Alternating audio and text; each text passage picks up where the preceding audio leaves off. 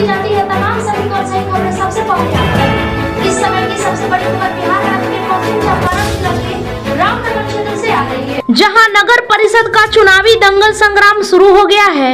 इस चुनावी महासंग्राम में बड़े बड़े योद्धा प्रत्याशी अपने दमखम पर विजय प्राप्ति के लिए अपना भाग्य आजमा रहे हैं, जिसमें रामनगर नगर परिषद के सभापति महिला पार्षद प्रत्याशी काजल पांडे पति नवीन कुमार पांडे, जो समाज सेवी कर्मठ शिक्षित संघर्षशील सुयोग्य एवं ईमानदार प्रत्याशी हैं, जिनकी पहचान उनके नाम से नहीं बल्कि सामाजिक कार्य तथा अच्छे स्वभाव से होती है। ये वो व्यक्ति हैं जो कोरोना काल में सत्ता पर आसीन लोग जो अपने घरों में मौन बैठे थे, तो उस काल में ये लोगों की समस्याओं जैसे भूखमरी बीमारी से जूझ रहे थे, तब उस समय ये अपने सहयोगियों के साथ निस्वार्थ भाव से मदद जैसे ऑक्सीजन, दवा, राशन और भोजन का प्रबंध करा के गरीबों और असहाय लोगों की निस्वार्थ भाव से सेवा कर रहे थे। रिपोर्टर मोहम्मद मुजीबुल्लाह की खास रिपोर्ट। इलेक्शन खर्च के लिए इनके पास खर्चे नहीं है, लेकिन इनको विश्वास है, इनको इतना कॉन्फिडेंस है, इनको इतना एतमाद है कि जनता का आशीर्वाद इनको मिलेगा। आगे चलते हैं, इनके हस्बैंड से बात करते हैं जो इनके प्रतिनिधि हैं। सर, आपका शुभ नाम? गुड्डू पांडे पड़ा जी। गुड्डू पांडे जी, आप रिजल्ट चुप होने की वजह से मैडम को मैदान में उतारे हैं। जी जी, पहली बार मैं चुनाव के मैदान में उतरा हूँ, चुनाव लड़ रहा हूँ। मैं चुनाव इसलिए लड़ रहा हूँ कि यहाँ जो नगर परिषद में भ्रष्टाचार और चरम सीमा पे जो 10 वर्षों से लगातार एक आदमी का शासन रहा और वो लगातार भ्रष्टाचार पे भ्रष्टाचार करता रहा, लेकिन यहाँ उसके खिलाफ कोई आवाज़ उठाने वाला नहीं है। यहाँ तक कि नगर परिषद के जो 4th ग्रेड के कर्मचारी हैं, उनका जो सैलरी मिलता है वो भी आधा ही मिलता है, उनको पूरा सैलरी नहीं मिल पाता है। जो हमारे नाली साफ करते हैं, गंदगी साफ करते हैं, उनको पूरा तनख्वाह नहीं मिल पाता है। सरकार का योजना आता है, अगर लगभग 10 लाख का योजना आया तो समझिए उसमें 4 लाख रुपया कमीशन चला जाता है। 40% पीसी पदाधिकारियों द्वारा, नेताओं द्वारा खाया जाता है। जी, बहुत मतलब कि काम की बात है, वो बहुत फायदे की बात है। पांडे जी, गुड्डू पांडे जी का कहना है कि 40% तक पीसी जो है नगर परिषद के स्टाफ और नेताओं के जरिए खाया जाता है। 60% में काम होता है, तो काम का जो गुणवत्ता होगा, उसकी जो क्वालिटी होगी वो अच्छी नहीं होगी। यही कहना चाह रहे हैं आप? जी जी जी। और जहाँ तक जो विकास होना चाहिए रामनगर नगर परिषद में, वो नहीं हो पा रहा है। वार्ड पार्षद को खरीद कर जो सरकार बनती थी, वो उनके इशारे पर जो वार्ड पार्षद जो अच्छे काम करने वाले हैं उनके वार्ड में काम हुआ है। जो बिकाऊ वार्ड पार्षद है वो काम भी अपने वार्ड में हिस्से में आता है, वो भी बेच देते हैं दूसरे वार्ड पार्षद। अच्छा, ये बहुत अच्छी बात है ना। आपका कहना है कि वार्ड पार्षद अपने वार्ड का जो फंड आता है, जो डेवलपमेंट का जो फंड आता है, जो पैसे आते हैं, वो भी बेच देते हैं, वो भी कमीशन पर बेच देते हैं। वो कैसे बेच देते हैं? बहुत अच्छी बात है। वो जैसे चेयरमैन बोला कि देखिए हमारे वार्ड में काम है, आप हमको काम दे दीजिए, अपना कमीशन ले लीजिए। तो वार्ड पार्षद जो आम आदमी ये जान नहीं पाता है कि हमारे वार्ड में पीसीसी आया है, योजना आया है, लेकिन पार्षद को क्या करते हैं, बिना जानकारी दिए हुए वो दूसरे वार्ड को बेच देते हैं, अपना कमीशन ऊपर ले लेते हैं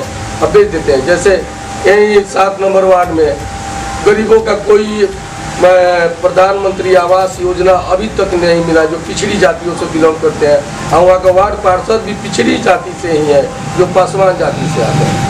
उनके वार्ड में मैंने गया वोट मांगने, तो वहाँ देखा कि पिछड़ी जातियों में कोई भी प्रधानमंत्री आवास योजना, शौचालय, नाला, सड़क, कोई वहाँ विकास का काम नहीं हुआ।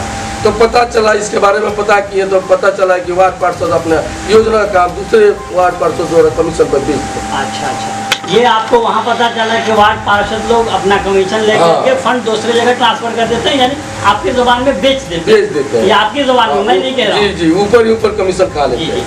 आपको अचानक जैसे बरसाती मेढक की तरह मैदान में आए या पहले से समाज नहीं। सरकार का जब फैसला आया कि गरीब भी चुनाव लड़ सकता है, पैसे का खेल खत्म किया, खरीद बिक्री का खेल खत्म हुआ, तो मैं भी एक समाज सेवी हूँ, विश्व हिंदू परिषद नगर परिषद के नगर अध्यक्ष भी हूँ। मैं लगातार सेवा सुरक्षा संस्कार के काम में लगा रहता हूँ। लगभग 4 वर्षों से मेरा यही काम है। और जब देखा कि जनता से जब वोट लेना है, जनता से भिक्षा मांगना है, जनता से दान मांगना है, तो जनता में गरीबों में मेरा भी पकड़ है। तो अभी जो कोई नई चीज़ नहीं है, वोट देना या जनता का आशीर्वाद पाना, ये शुरू से रहा है और निःशुल्क रहा है। शुरू से जब से भारत आज़ाद हुआ, किसी ने पैसे से न वोट खरीदा है और न बेचा है, न बेच सकता है न खरीद सकता है। ये कानूनन अपराध भी है। तो ये नई चीज़ तो हुई नहीं। जी जी, नई चीज़ नहीं हुई इसमें, लेकिन एक चीज़ नहीं हुई है। जो वार्ड को खरीद कर जो चेयरमैन बनते थे, सभापति बनते थे, वहाँ पैसे के खेल चलता था। 4 लाख, 5 लाख, 10 लाख, लगभग करोड़ों रुपया, 1.5 करोड़ का खेल चलता था, जिसमें मैं असमर्थ रहता था। नहीं, अगर ये बात आप कह रहे हैं, अगर सही है, तो आप भी अगर वार्ड पार्षद होते तो आपको भी 4 लाख मिलते, आपको भी 5 लाख मिलते, तो और अच्छा था। नहीं, अगर नहीं लेते तो भी अच्छा था, लेते तो भी अच्छा था। नहीं नहीं नहीं जी, नहीं लेते तभी एक वार्ड में 4 आदमी 5 आदमी चुनाव लड़ता। मैं अपने वार्ड में अगर चुनाव जीत भी जाता तो 3 आदमी को मैं विरोधी बना लेता, और जिसके चलते वो आरोप प्रत्यारोप लग रहा था। मैं पैसा नहीं भी लेता तो लोग कहते हैं ये बिक गया है, किसी के समर्थन कर दिया है। पार्षद बिकाऊ होते ही हैं। अच्छा, पार्षद बिकाऊ होते हैं तो क्या सभापति बिकाऊ नहीं हो सकते क्या? आप अगर जीत जाए, आपकी बात कर रहा हूँ, आप अगर जीत जाए तो फिर वही बात लोग कहेंगे कि हाँ, ये गुड्डू पांडे जी हैं, ये भी बिकाऊ हैं।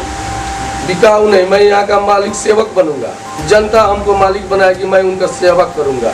जो 40% पीसी है वो मैं खत्म करूंगा। जो 4th ग्रेड कर्मचारी को जो तनख्वाह मिलता है, मैं उसका कैलेंडर बनाकर नगर परिषद में टांग दूंगा। आपका जितना सैलरी है वो उसमें लिखा रहेगा। मैं कोई कमीशन नहीं लूँगा। जनता का आशीर्वाद मुझे चाहिए।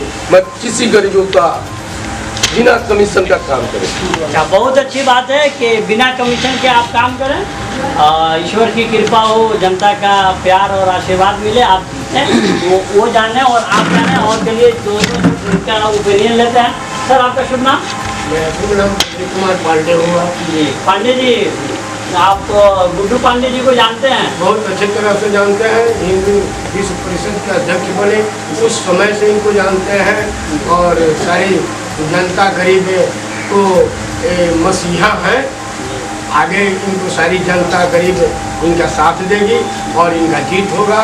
और चलिए, आपको विश्वास है कि इनकी जीत होगी? जी। चलिए, अच्छी बात है। हाँ सर, आप क्या कहेंगे?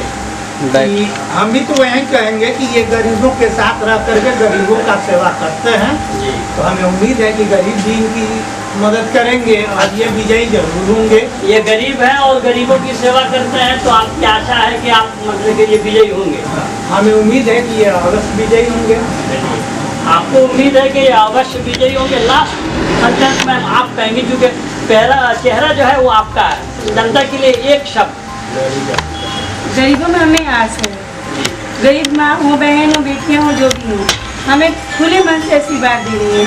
खुले मन से कहती है कि हमारे पास अभी भी कोई अध्यक्ष नहीं आया है, बेटी चाहे बहू हमारे पास आशीर्वाद लेने के लिए। तो जरूर आस है जो आप निकलेंगे। विजय का आशीर्वाद हमें मिलता है। अभी तो सारी प्रत्याशी जो है वो महिला सीट होने की वजह से सारी और महिलाएं जाती होंगी। जी नहीं, हमें यही मिला है जो औरत कोई नहीं जाए, जेंट्स सबके पास है, लेडीज कोई नहीं जा रही है। तो हमें उन माँ बहनों से आस है जो हमें विजय भाव का आशीर्वाद मिलता है। आपको आशा है कि महिलाओं का वोट जो है, महिलाओं का जो आशीर्वाद है वो आपको मिलेगा। चलिए, धन्यवाद। मैं कैमरा पर्सन रईस अंसारी के साथ Mujibullah, web India news, Ramnagar.